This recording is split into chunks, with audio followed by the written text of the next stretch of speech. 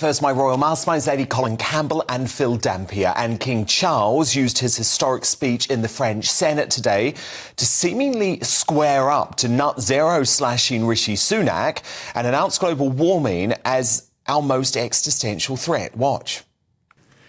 Just as we stand together against military aggression, so must we strive together to protect the world from our most existential challenge of all, that of global warming, climate change, and the catastrophic destruction of nature.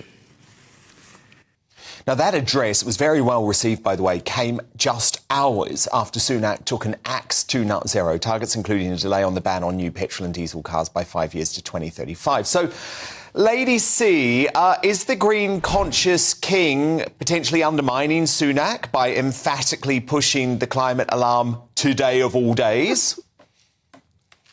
No, I don't think so. I gather that Mr. Sunak has been bounced into speaking sooner than he intended. Correct. And every single speech that is ever done by a head of state on a state visit is a collusion between the government and the palace, and all the contents are cleared with the government. So everything that the king said had the approval of the government up front.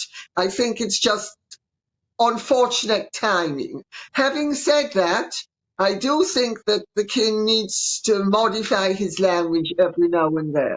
Yeah, I mean, Phil, it's sort of doomsday stuff, isn't it? And we want to support our new king, but he should stay out of what is going to be potentially, Phil, one of the biggest political debates at the next election.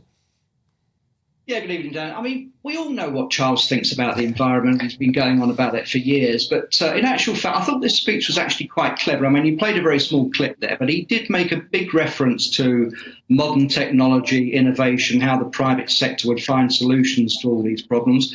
Well, that's not really that different from what Rishi Sunak was saying yesterday. So I think in lots of ways, Lady C's right. This is probably cleared, and there probably was cooperation between government ministers and the palace.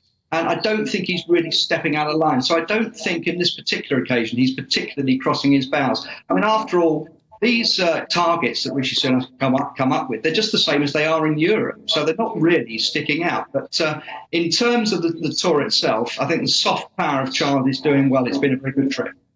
No, it's been great for Charles. But Lady C, what I am absolutely outraged about is what the hell was the freedom of speech hating British press destroying Hugh Grant doing at the state banquet last night? You may well ask. You may well ask. I mean, I actually think that he really should not have been there at all. And it raises very many questions.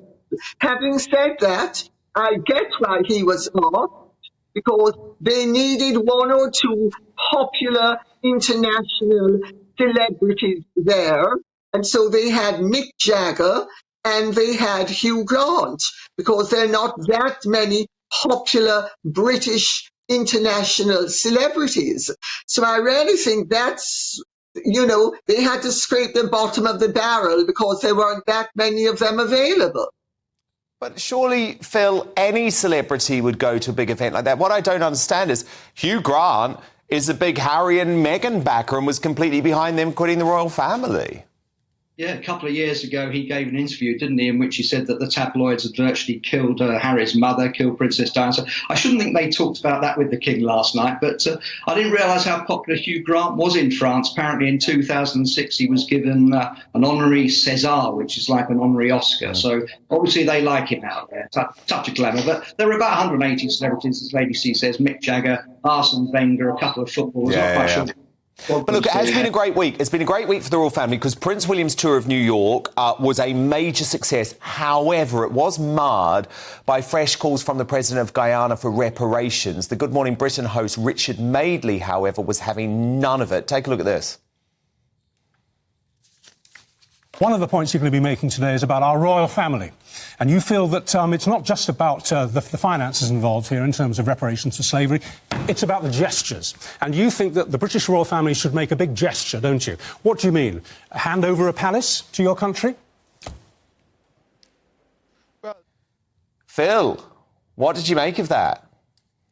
Well, I think it's only Good Morning Britain who stirred this up, isn't it? Most people were concentrating on the Earthshot Prize, and most people saying how popular William was and how well he was doing, meeting members of the public, went to see members of the fire department, and even saying he's turned into another sex symbol again in his 40s. He seems to become a hunk again. It seems to like him wearing the waders when he's going around the noise bed. But There's hope for all of us, thin Phil, in our 40s. But look, you talk about Good Morning Britain. What is it about that show? Why do they hate the royal family so much? Do you remember this guy, this correspondent during William's tour? Yeah, he seems to be almost like a spokesman for the Black Lives Matter, doesn't he? The US Well, yeah, look at this. Yeah, you're right. Have a look at this. We're act on the back. Timing just doesn't seem to be right. People here in Jamaica, they don't want William and Kate here. They see the British monarchy as an institution that has long oppressed them, and they want reparations. They also want an apology, and they feel that they've been asking for these things for an awful long time, and until now there's been no acknowledgement of their suffering or pain. Lady C, it's quite horrible to see woke ITV stoking so much negativity towards our royal family, isn't it, over the divisive issue of reparations? Well, now, Dan, I'm going to speak as a Jamaican. Because remember, I'm Jamaican. First of all, practically all of those West Indian islands are so corrupt you can't believe it. Every single penny that they get in foreign aid gets filtered through to Switzerland. Well, not all of the money, but a lot of the money gets filtered through by the politicians to Switzerland or Grand Cayman. If the people were going to be receiving money, you could say, well, maybe there's some point, but there's no point. The people aren't ever going to be receiving anything. The only people who will be receiving money are the politicians. And also, I need to ask a question.